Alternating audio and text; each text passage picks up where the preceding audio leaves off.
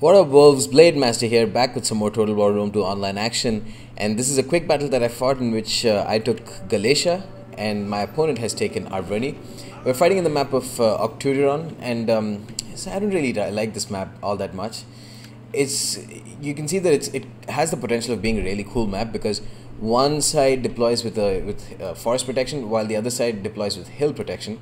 But the problem is the forests just don't extend as far or don't extend far enough that you can use your forest advantage and get your skirmishers to start firing on the enemy, because there's too great a hill advantage that your enemy is just your opponent is more often than not just going to be willing to camp out over here. So it does lead to you taking pretty uphill battles most of the time, or more often than not. But let's see what happens here. I've taken a total of 4 Galatian raiders with Galatia and 2 noble horse, and that's going to form my cavalry. So to compensate for the lack of melee cav that I brought, or the lack of numbers of melee cav that I brought 4 levy freemen to support each cav flank. The battle is going to be won or lost in the main lines, as is usually the case with barbarian battles, or barbarian versus barbarian battles. So I've taken 4 Galatian swords up in front. They're the cheap Galatian units for 380 talents, I believe, and they are pretty decent. They're kind of like Celtic warriors, but they've got similar stats, but I believe they've got lower armor. I'm not sure.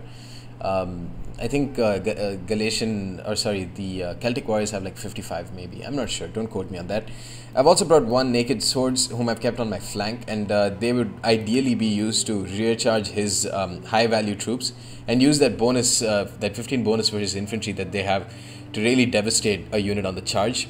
You can see they have very good charge bonus as well, 32 charge bonus, and this is a unit which is pretty cheap. It's 580 talents, I believe. Behind them, my second line is going to be my main killing force. I've brought a total of 5 Galatian legionaries.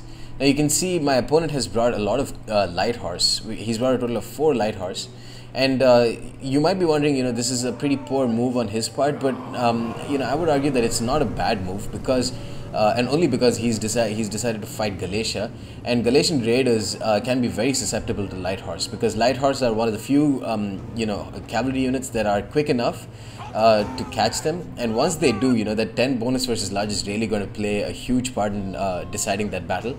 So you can't really be, of course, they have a limited effect on the battlefield, just because light cav don't really have much of a role other than killing off skirmishers.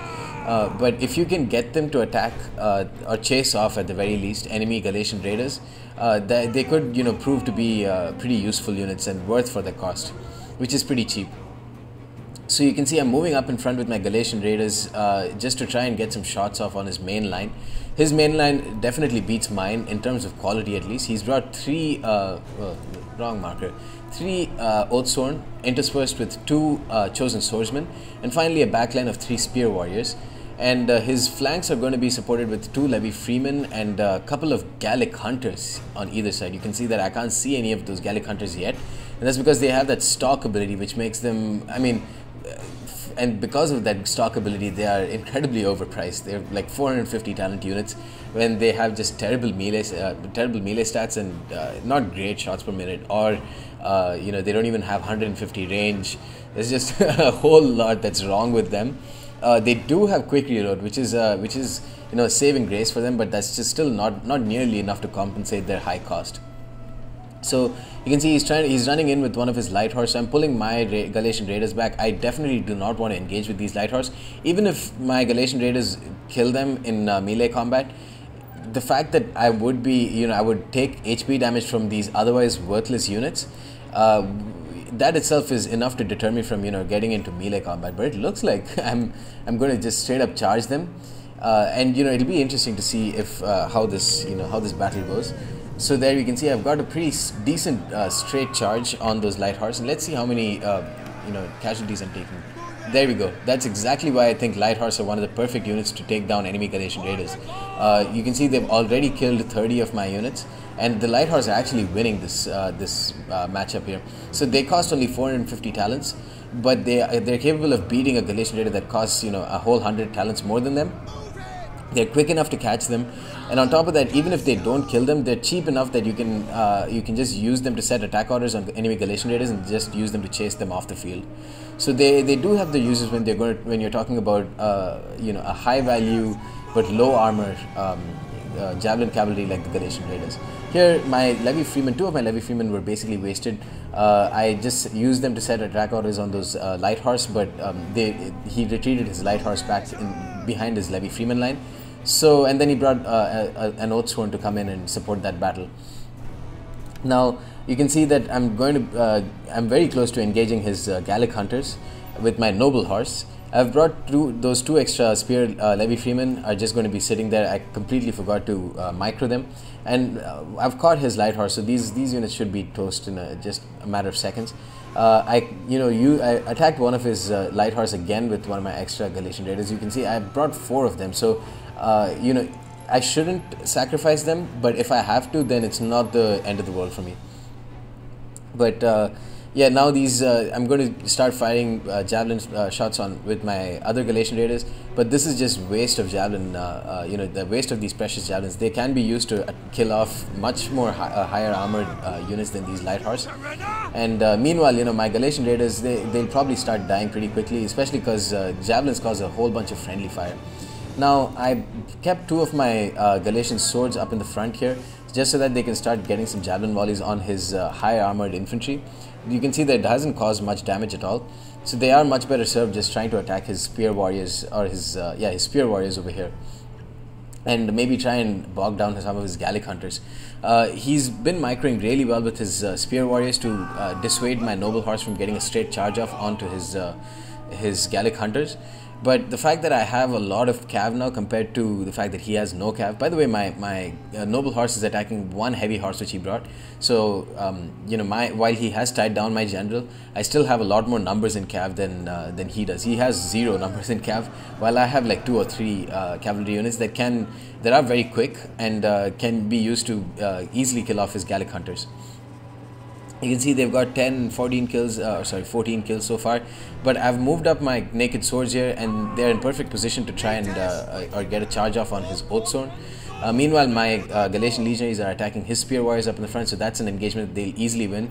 Now, the fact that I have more numbers in cav is showing over here. I managed to get a charge off on his Galatian raiders, on his Gallic hunters with my Galatian raiders.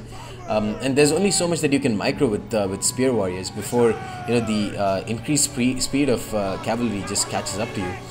You can see I've sacrificed them kind of, but I have bogged down those Gallic hunters, and they have taken a whole bunch of kills. Meanwhile, I'm moving in closer and closer with my other Galatian raiders to trap and kill off one more of his Gallic hunters. Now you can see these naked swords have already died, and that's because he managed to get just a couple of volleys with his Gallic hunters, and that's it for those naked swords. So they are very, very susceptible to archer fire. And in that sense, he's actually, he's got his money's worth from those Gallic hunters. And the fact that I didn't coordinate my rear charge with these noble horse, along with the charge from my naked swords, meant that those naked swords were basically worthless. But the rest of the game is going in my favor at this point. His Oathsworn is going to be engaged with my Galatian legionaries. The legionaries are losing this battle, but I'm firing flaming shots along with getting a rear charge with another extra Galatian legionary. So that hammer and anvil will be pretty deadly to these Oathsworn. And you can see that with flaming shot, the morale penalty is going to be too much for them. Let's take a look. I think they're basically they're wavering now, so they should be done in a matter of seconds. Yep, there they are, broken and shattered.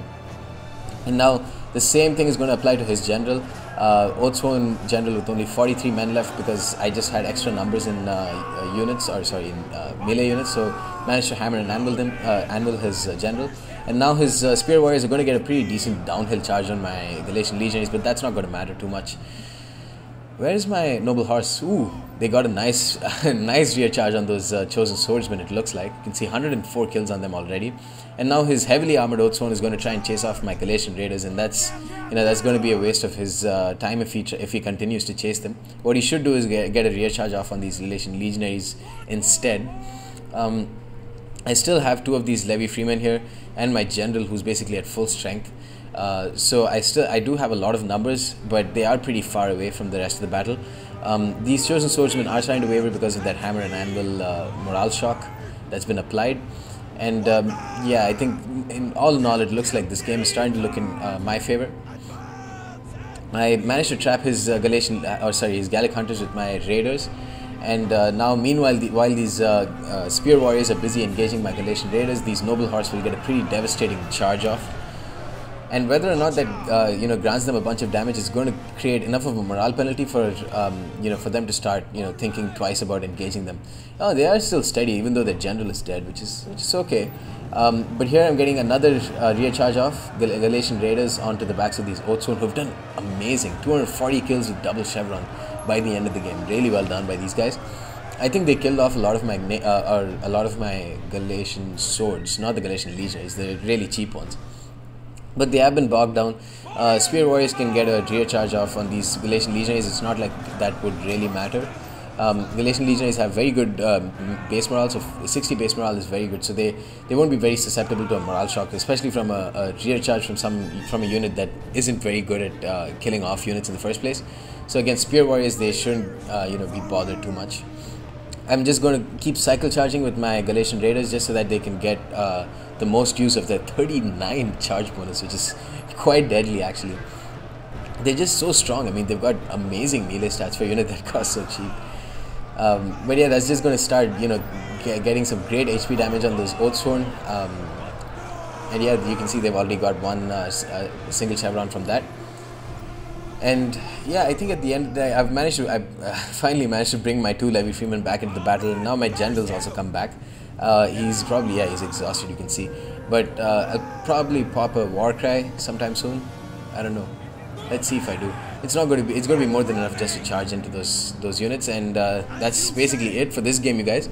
He's got one more light horse, which didn't do anything. So great game to my opponent. And let's take a look at the unit stats. My legionaries did really well.